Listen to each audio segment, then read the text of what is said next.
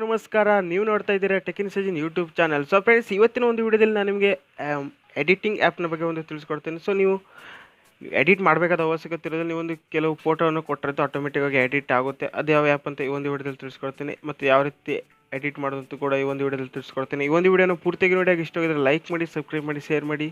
ಬನ್ನಿ ವಿಡಿಯೋನಾಗ ಶುರು ಮಾಡೋಣ. ಈ ಒಂದು ಆ್ಯಪ್ನ ಹೆಸರು ಬಂದುಬಿಟ್ಟು ಮಸ್ತ್ ಅಂತ. ಸೊ ನೀವು ಪ್ಲೇಸ್ಟೋರ್ದಲ್ಲಿ ಹೋಗಿ ಸರ್ಚ್ ಮಾಡಿದ್ರೆ ನಿಮಗೆ ಸಿಗುತ್ತೆ. ಹಾಗೆ ಇಲ್ಲ ಅಂತಂದರೆ ನಾನು ಡಿಸ್ಕ್ರಿಪ್ಷನಲ್ಲಿ ಕೊಟ್ಟಿರ್ತೀನಿ, ಹೋಗಿ ಡೌನ್ಲೋಡನ್ನು ಮಾಡ್ಕೊಳ್ಬೋದು. ಸೊ ಮೊದಲಾಗಿ ಈ ಒಂದು ಆ್ಯಪ್ನ ಓಪನ್ ಮಾಡ್ಕೊಳ್ತೇನೆ. ಆ್ಯಪನ್ನು ಓಪನ್ ಮಾಡಿಕೊಂಡ ನಂತರ ನಿಮಗೆ ಇಲ್ಲಿ ಒಂದು ಆಪ್ಷನ್ ತೋರಿಸುತ್ತೆ ನೋಡಿ, ಫಾರ್ ಯು ಅಂತ. ಸೊ ನೀವು ಇದೇ ರೀತಿಯಾಗಿ ನೋಡ್ಬೋದು, ನೀವು ಇಲ್ಲಿ ತುಂಬ ಥರ ಆಪ್ಷನ್ ಕಾಣಿಸುತ್ತೆ. ನಿಮ್ಗೆ ಇಲ್ಲಿ ನೋಡ್ಬೋದು, ಈ ರೀತಿಯಾಗಿ ಕೂಡ ಒಂದು ಆಪ್ಷನ್ ಇರುತ್ತೆ.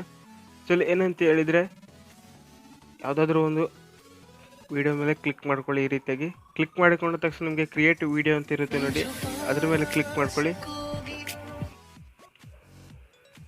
ಸೊ ಕ್ಲಿಕ್ ಮಾಡಿಕೊಂಡ ತಕ್ಷಣ ಫ್ರೆಂಡ್ಸ್, ನಿಮಗೆ 4 ಫೋಟೋ ಕೇಳುತ್ತೆ. 4 ಫೋಟೋವನ್ನು ನೀವು ಸೆಲೆಕ್ಟ್ ಮಾಡ್ಕೊಳ್ಳಿ.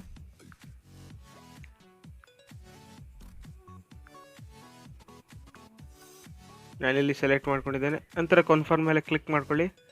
ಕ್ಲಿಕ್ ಮಾಡಿಕೊಂಡ ತಕ್ಷಣ ನಿಮಗೆ ನೋಡ್ಬೋದು ಇಲ್ಲಿ ಫ್ರೆಂಡ್ಸ್, ಈ ರೀತಿಯಾಗಿರುತ್ತೆ, ನೋಡೋದಲ್ಲ. ಹಾಗೆ ನೀವು ಇಲ್ಲಿ ಒಂದು ವಾಟರ್ ಮಾರ್ಕ್ ಕಾಣ್ತಾ ಇದೆ ನೋಡಿ ನಿಮಗೆ, ಮಸ್ತ್ ಅಂತ. ಸೊ ಅದು ಹೋಗ್ಬೇಕಂದ್ರೆ ನೀವು ಒಂದು ಆ್ಯಡ್ಸನ್ನು ನೋಡಬೇಕಾಗುತ್ತೆ. ಸೊ ನೋಡ್ಬೋದು, ಇಲ್ಲಿ ಆ್ಯಡ್ಸ್ ಬರ್ತಾ ಇದೆ.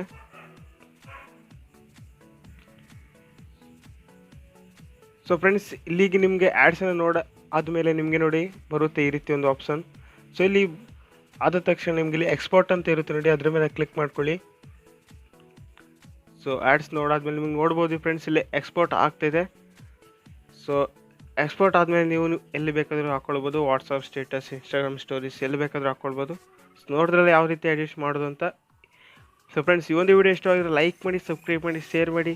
ಹಾಗೆ ನಿಮ್ಮ ಫ್ರೆಂಡ್ಸ್ ಜೊತೆ ಕೂಡ ಈ ಒಂದು ವಿಡಿಯೋನ ಶೇರ್ ಮಾಡಿ ಅಂತ ಹೇಳ್ತಾ ಮತ್ತೆ ಮುಂದಿನ ವಿಡಿಯೋದಲ್ಲಿ ಸಿಗ್ತೀನಿ. ಅಲ್ಲಿವರೆಗೂ ಬಾಯ್, ಜೈ ಹಿಂದ್.